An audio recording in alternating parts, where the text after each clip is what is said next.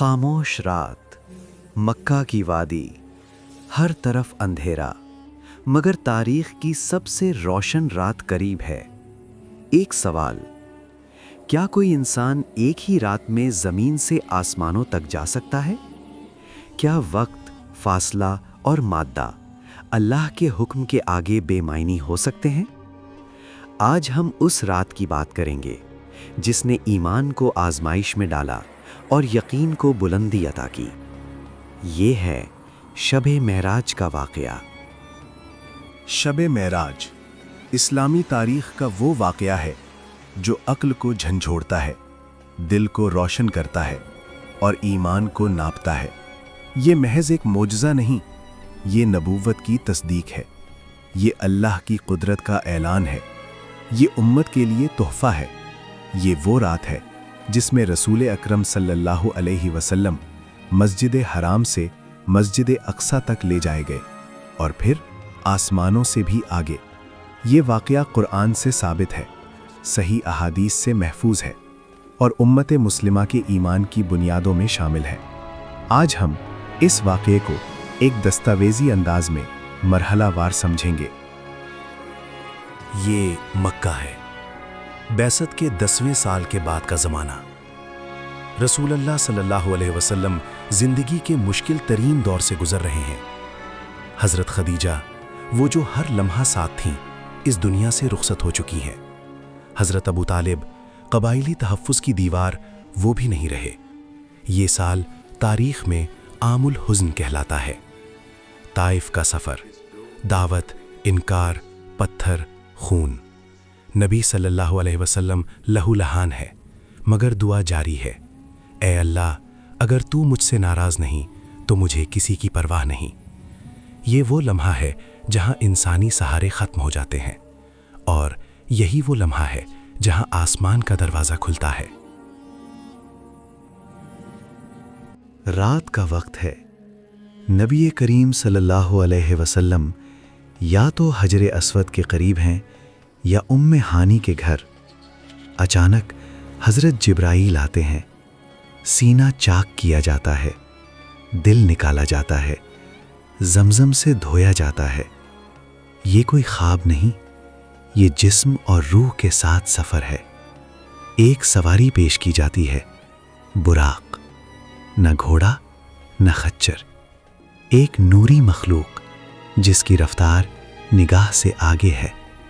ہر قدم جہاں نظر پہنچتی ہے وہاں پڑتا ہے۔ چند لمحوں میں مکہ پیچھے رہ جاتا ہے اور سامنے ہے مسجد اقصی، وہ جگہ جہاں انبیاء کی تاریخ سمٹی ہوئی ہے۔ وہاں تمام انبیاء جمع ہیں اور محمد صلی اللہ علیہ وسلم ان کی امامت کرتے ہیں۔ یہ قیادت کا اعلان ہے، یہ ختم نبوت کی مہر ہے۔ اب سفر زمین سے اوپر ہے، پہلا آسمان، دروازہ بند ہے۔ پوچھا جاتا ہے، کون ہے؟ جبرائیل، میرے ساتھ محمد صلی اللہ علیہ وسلم ہے۔ دروازہ کھلتا ہے، حضرت آدم علیہ السلام سامنے ہے۔ دوسرا آسمان، حضرت عیسیٰ علیہ السلام، حضرت یحییٰ علیہ السلام۔ تیسرا، حضرت یوسف علیہ السلام، حسن کا پیکر۔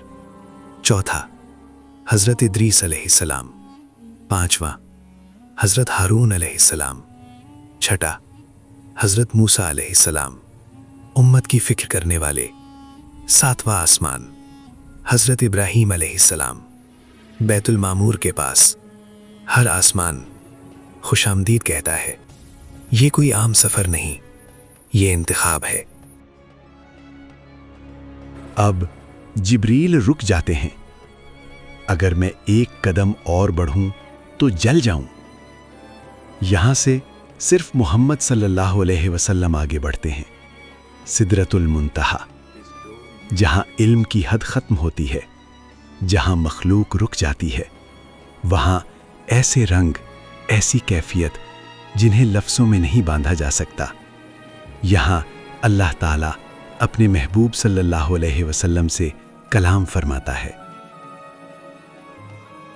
یہاں ایک عظیم تحفہ دیا جاتا ہے، नमाज 50 नमाजें। वापसी पर हज़रत मूसा अलैहिस्सलाम का मशवरा, बार बार रुजू, आखिरकार 5 नमाजें, अज्र 50 का। ये रहमत है, ये उम्मत पर ख़ास फजल है। फिर वापसी, सुबह होती है, नबी अकरम सल्लल्लाहु अलैहि वसल्लम वाक़या बयान करते हैं, इनकार, तमस्खुर, और हज़रत अबू बकर रज़ी अल्लाह ताला अन्हु का एक जुमला, अगर मोहम्मद सल्लल्लाहु अलैहि वसल्लम ने कहा है तो सच कहा है, यही सिद्दीक़ियत है। शबे मेराज हमें सिखाती है कि आजमाइश के बाद अल्लाह की मदद आती है, कि नमाज मोमिन की मेराज है, कि ईमान देखने से नहीं मानने से मजबूत होता है। आज जब जिंदगी तंग लगे तो याद रखो, मक्का की तारीक रात के बाद आसमानों का सफर भी आया था। नमाज को मजबूत पकड़ो, ईमान को ताज़ा रखो, यही शबे मेराज का पैगाम है।